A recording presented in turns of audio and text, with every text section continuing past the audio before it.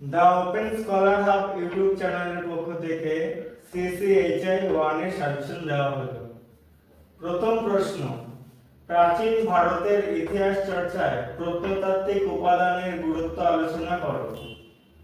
দ্বিতীয় প্রশ্ন, প্রাচীন ভারতের ইতিহাস রচনায় সাহিত্যিক উপাদানের গুরুত্ব আলোচনা করো। 3 নম্বর প্রশ্ন, বিজ্ঞান ও প্রযুক্তি চর্চায় প্রাচীন ভারত কতটা এগিয়ে ছিল। 4 নম্বর প্রশ্ন, আঞ্চলিক ইতিহাস চর্চা কিভাবে ভারত ইতিহাসে এক ঘরানার জন্ম দিয়েছে। 5 নম্বর প্রশ্ন, প্রাচীন ভারতের ইতিহাস চর্চায় লিঙ্গের প্রশ্ন কিভাবে গুরুত্ব হয়ে উঠেছিল।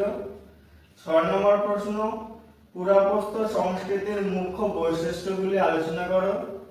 7 নম্বর প্রশ্ন, টিকা লেখো, লেবেল শিল্প কৌশল আকুলিয়ান। 8 নম্বর প্রশ্ন, প্রাচীন ভারতের ইতিহাস চর্চায় মেহেরগড় উত্থানের তাৎপর্য আলোচনা করো। 9 নম্বর প্রশ্ন, ভারতীয় উপমহাদেশে নগরপ্রস্তর পর্বের বস্তুগত সংস্কৃতি জীবনধারায় একটি রূপরেখা অঙ্কন করো। 10 নম্বর প্রশ্ন, হরপ্পা সভ্যতার বিস্তার সম্পর্কে আলোচনা করো।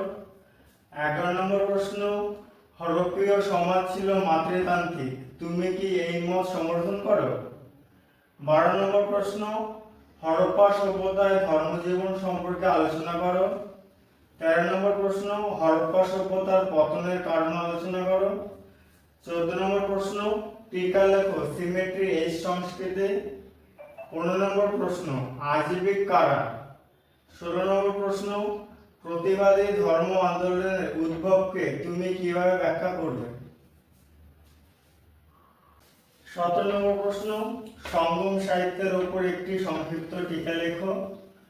18 নম্বর প্রশ্ন, হরপ্পা সভ্যতার নগর পরিকল্পনার মুখ্য বৈশিষ্ট্যগুলি আলোচনা করো। 19 নম্বর প্রশ্ন, মেগালিথ বলতে কি বোঝো। 20 নম্বর প্রশ্ন, প্রাচীন ভারতীয় ইতিহাস সম্পর্কে সাম্রাজ্যবাদী ধারণা কি ছিল। 21 নম্বর প্রশ্ন, তামিলকম বলতে কি বোঝো, সমকালীন সামাজিক ও প্রত্নতাত্ত্বিক উপাদানের আলোকে আদি পর্বের তামিল অঞ্চলের ইতিহাস আলোচনা করো।